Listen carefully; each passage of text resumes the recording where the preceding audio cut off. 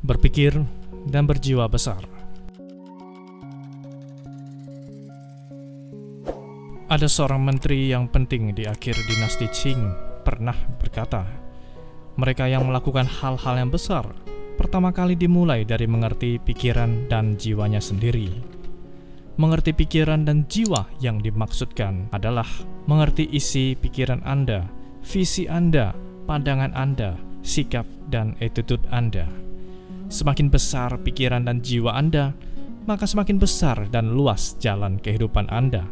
Sebaliknya, semakin kecil pikiran dan jiwa Anda, maka pandangan akan tertutup, tidak akan bisa melihat jauh ke depan, tidak akan ada visi yang besar.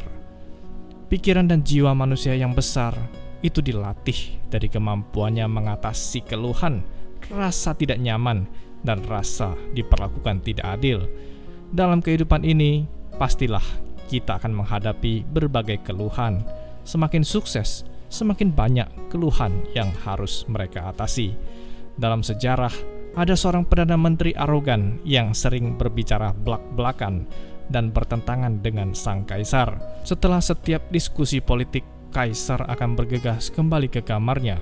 Ketika sang ratu melihat kemarahan kaisar, dia mengetahui bahwa Perdana Menteri ini telah memprovokasi dia lagi. Sang ratu selalu membela kaisar dan ingin menghukum Perdana Menteri yang arogan itu. Namun, seringkali sang kaisar selalu menolak. Kaisar yang bijaksana ini tahu betul bahwa rasa sakit hatinya tidak seberapa dibanding dengan urusan negara dan kerajaan. Demi kebaikan negara, dirugikan ataupun disakiti tidak masalah. Seseorang semakin banyak mengatasi rasa sakit hatinya, maka akan semakin besarlah hal-hal yang sanggup dijalankannya. Karena pikiran dan jiwa ini dibesarkan oleh aniaya dan sakit hati tersebut. Hanya ketika Anda tidak peduli dengan rasa sakit hati itu, Anda dapat berfokus pada berbagai hal dan dapat mengembangkan visi misi yang lebih besar. Seberapa besar pikiran dan jiwa Anda, maka semakin jauh jalan yang akan Anda tempuh. Pada pelantikan Presiden Nelson Mandela, ia turut mengundang 3 pejabat sipir saat itu. Nelson Mandela berterima kasih kepada para pejabat penjara ini karena telah menggemblengnya di dalam penjara, telah melatih dirinya mengendalikan emosi dan cara menghadapi rasa sakit hati. Kebesaran pikiran dan jiwa Nelson Mandela ini telah membuat orang kulit putih di Afrika Selatan merasa malu karena penjara tidak membuatnya hancur dan bahkan membuatnya semakin gemilang.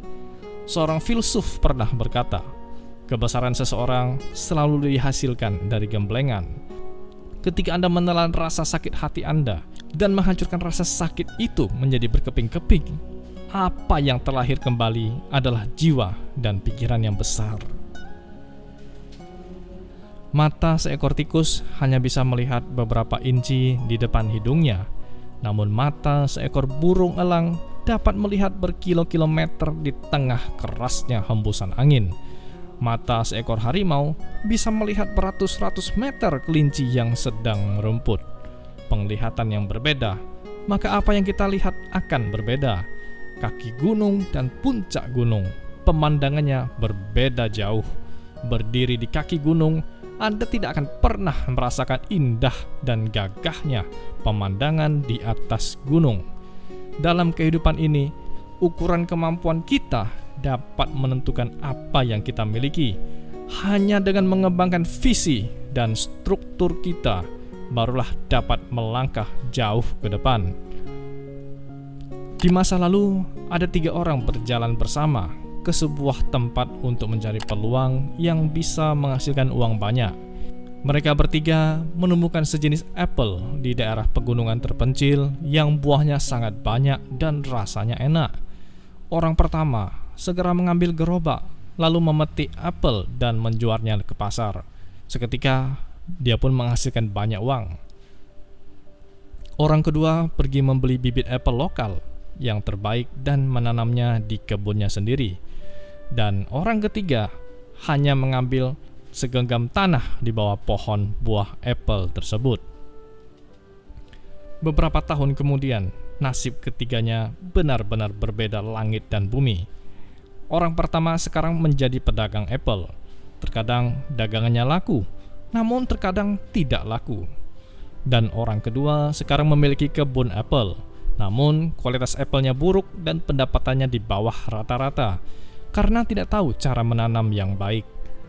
Orang ketiga adalah orang yang benar-benar sukses memiliki Apple. Tanah yang dia ambil itu, dia segera mencari ahli untuk mempelajari komposisi tanahnya, lalu juga mensimulasikan iklim setempat, kelembapan, cahaya, dan lain-lain. Akhirnya berhasil menguasai misteri tingkat tinggi cara menanam apel yang baik. Maka dimanapun dia berada, dia dapat menanam apel yang berkualitas baik.